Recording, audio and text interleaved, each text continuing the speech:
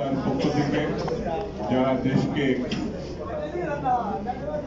ফ্যাসিবাদ মুক্ত করার জন্য জীবন উৎসর্গ করেছে, তাদের আত্মার মাগফিরাত কামনার জন্য দোয়া মাহফিলের জন্য তারা আজকের এই অনুষ্ঠান আয়োজন করেছে।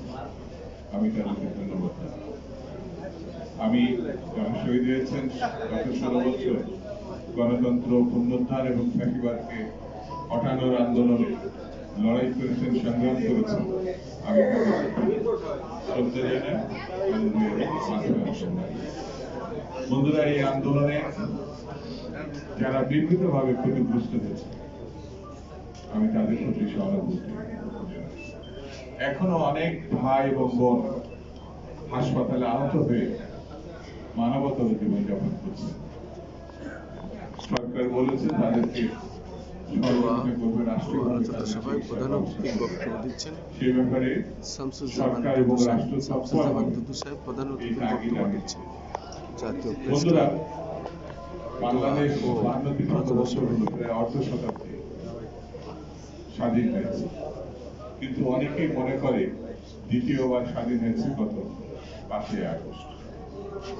তাহলে তার আগের যে সরকার ছিল এতটাই নির্মম, এতটাই ভয়ঙ্কর, এতটাই রক্ত ঝরিয়েছে যে স্বাধীনতাকেও মানুষ হারিয়ে ফেলেছে। মানুষের গণতান্ত্রিক কোনো অধিকার ছিল, ন্যূনতম একটি ভোট তার পছন্দের প্রার্থীকে দেওয়ার সকল ক্ষমতা সে হারিয়ে ফেলেছে। লুটপাট যে সীমাহীন হয়েছে, যা এখন আমরা বিভিন্ন পত্র পত্রিকার মাধ্যমে দেখতে পাচ্ছি, কল্পনা করাও কঠিন যে কোন সরকারের নেতৃত্বে তার পরিবার, তার দল, তার সঙ্গী সাথীরা ব্যাংক থেকে শুরু করে সকল অর্থনৈতিক সংস্থা থেকে তারা বিপুল পরিমাণ অর্থ পাচার করে দিয়েছে।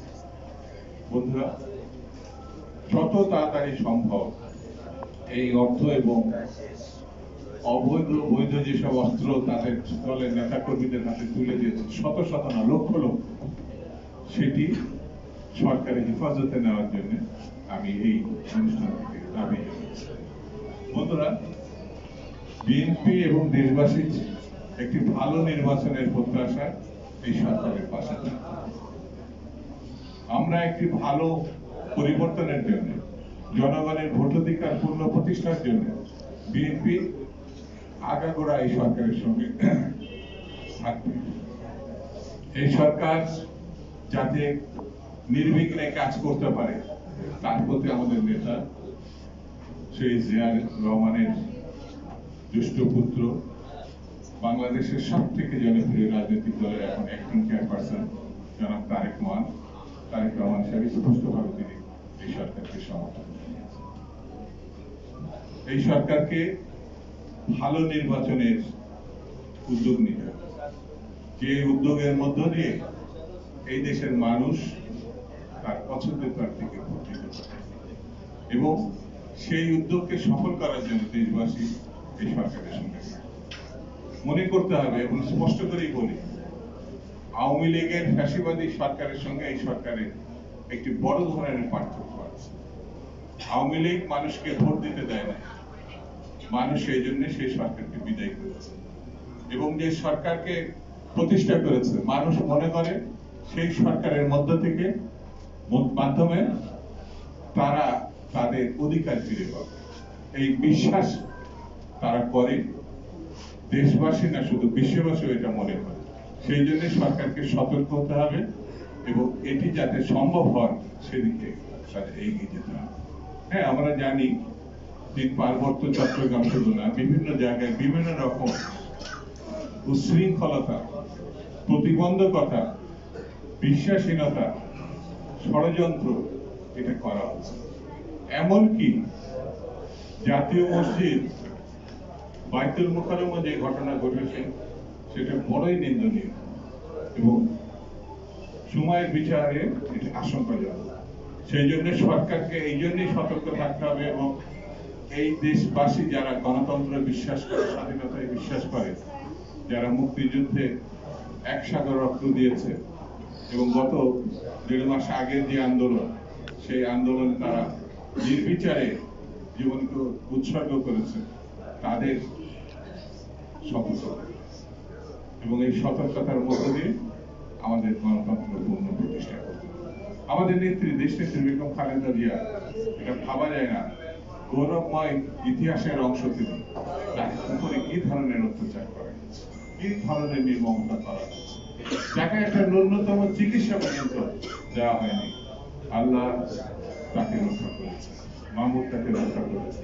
এখনো প্লেনে ওঠার মতো অবস্থা নেই, কিন্তু তারপরেও একটা সম্ভাবনা দেখা দিয়েছে। বন্ধুরা, আজকে আমি বেশি কথা বলবো না। নাগরিক দলকে ধন্যবাদ যে মানুষকে ঐক্যবদ্ধ করার জন্য তারা যে উদ্যোগ নিয়েছেন, সেই উদ্যোগ আমাদের ছড়িয়ে দিতে হবে সারা বাংলাদেশে। কারণ বাংলাদেশের আওয়ামী লীগ ফ্যাসিজম আমরা যদি মনে করি ধ্বংস হয়ে গেছে, পালিয়ে গেছে, এটা ঠিক হবে। তারা নতুন ভাবে তারা ষড়যন্ত্র করছে। তাদের হাতে বিপুল অর্থ আছে, বিপুল অস্ত্র আছে, তাদের একটি বড় দেশ সমর্থন করছে, সেহেতু ছোট করে দেখার কোনো অবকাশ নেই।